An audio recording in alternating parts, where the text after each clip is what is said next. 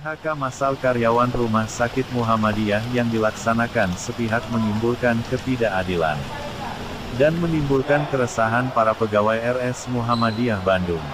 Dampak pemutusan hubungan kerja PHK massal karyawan Rumah Sakit Muhammadiyah Bandung yang terjadi bulan Oktober dan November 2024 menimbulkan masalah hukum dan sengketa antara pihak rumah sakit dengan para korban PHK. Korban PHK sebanyak 164 orang dari jumlah karyawan 500 orang.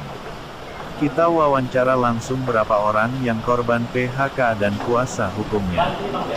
Bu Ayu, salah satu ini yang terkena PHK itu bagaimana tanggapannya Bu dalam posisi seperti ini Bu? Kalau saya sih ngerasa terjolimi sih Pak, soalnya ngerasa nggak adilnya tuh banyak. Kayak saya udah pertamanya bilang, udah kayak mohon sampai nangis gitu, sampai kayak nggak bisa lah itu air mata teh berhenti gitu. Tapi mereka juga saya bilangnya teh, kalau semua juga ada yang hamil dikeluarin, tapi sedangkan ada teman saya juga yang lagi hamil tapi masih kerja kayak gitu. Jadi seakan-akan mama dia tuh kayak pilih-pilih gitu Pak. Bilangnya sama saya baru 5 tahun, tapi ternyata ada 3 teman saya yang barengan saya masuk masih bekerja gitu kan. Terus saya udah bilang juga, kenapa aku kalau bisa yang SMA dulu aja yang dikeluarin, kalau misalnya bukan karena attitude atau apa, karena kami saya bagian gitu di IT. Selama ini saya termasuk orang yang itulah kalau hitungan mah gitu ya Pak ya, totalitas kayak gitu kan udah bener-bener aku mah gitu ya, kayak ke pasien-pasien teh gitu. Cuman ngerasa nggak enaknya tuh kenapa harus aku gitu, terus pihak banget gitu. Ada kan anak yang SMA masih kerja di sini bertahan, kayak pilih-pilih banget gitu. Sedangkan aku nurse gitu, terus umur 35, sedangkan perawat yang umur 35 tuh untuk cari kerja lagi susah gitu. Nanti gimana, aku terus aku lagi hamil, kata aku tuh kan ada hukumnya, nggak boleh kalau yang hamil dikeluarin. Sampai bilang mohon-mohon gitu, ada hukumnya kok. Jadi tetap nanti Anda masih masuk dalam PHK. Aku bilang, bisa aku jangan, aku nanti gimana, aku tulang punggung, aku kayak gimana, aku tetap aja masih. Tapi bagaimana dengan hak Anda untuk pasangan atau keselamatan, Bapak itu sudah di chatting tuh Mbak? Belum sih kalau kesemuanya kayak gitu. Oh. Gaji juga 3 bulan dulu sampai sekarang. Oh, gaji juga belum ya? Belum. Oh, luar biasa. Tapi bilangnya sih masih karyawan di sini, tapi gaji belum turun gitu. Suami emang nggak kerja Bu? Suami? Suami kerja, cuman kan kerjanya suami juga berapa tuh gitu. Makanya agak Tidak aku mencukupi ya? Iya gitu, kalau apalagi kan sekarang lagi hamil ya.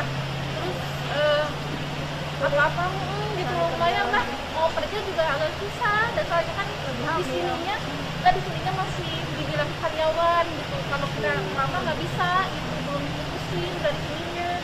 Jadi tergantung tuh gitu ini kayak gitu.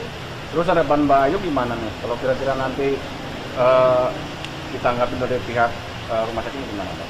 Ya pengen sesuai yang aku minta aja sih, soalnya kan emang kemarin ini kita udah ditawarin kerja, tapi bilangnya sampai melahirkan.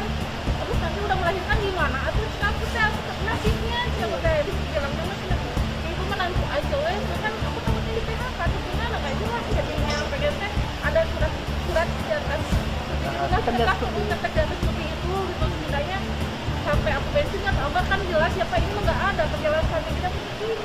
Jadi harus gitu. Udah berapa lama Mbak kerja di sini? Aku hampir 5 tahun lebih. 5 tahun. Belum entah kalau lama yang awal-awal ini kayak gitu. Mbak nama siapa Pak? Dengan Resna. Mbak Resna. Mbak Resna ini juga salah satu yang keguguran katanya ya Mbak ya. Nah, mohon izin Mbak penjelasannya mengenai tanggapan ini Mbak. Secara proses, pada saat menjaga dunia rumah sakit, di proses itu saya sebagai pengurus ASP yang cukup sibuk untuk mengurus teman-teman hak, terutama hak ya, hak teman-teman dari mulai hak gaji yang tidak sesuai dan sebagainya. Dan mungkin tenaga saya terporsir untuk itu, pikiran saya juga tumpah untuk itu, dan saya mengetahui saya hamil di proses itu juga. Mungkin dengan proses itu yang akhirnya saya mengalami keguguran di tanggal 22 November dan saya diputus PHK di tanggal 30 November. Jadi di proses saya kehilangan, saya denial, saya mental saya kena, dan PHK itu terjadi. Mungkin salah satu faktor stres saya ketika saya punya jabatan di pengurus SP, saya memperjuangkan hak teman-teman yang tidak mau di PHK, akhirnya tetap di PHK, terutama seperti Ayu, terutama angkatan-angkatan saya banyak yang kena PHK. Dan mereka itu salah satu orang-orang yang saya tahu dedikasinya sangat luar biasa untuk rumah sakit. Loyalitas terhadap pekerjaannya juga luar biasa. Saya di sini bukan membela untuk hak saya sendiri, tapi saya membela untuk hak teman-teman di belakang saya yang mereka masih ingin bekerja, tapi sudah diputus. Itu aja. Terima kasih.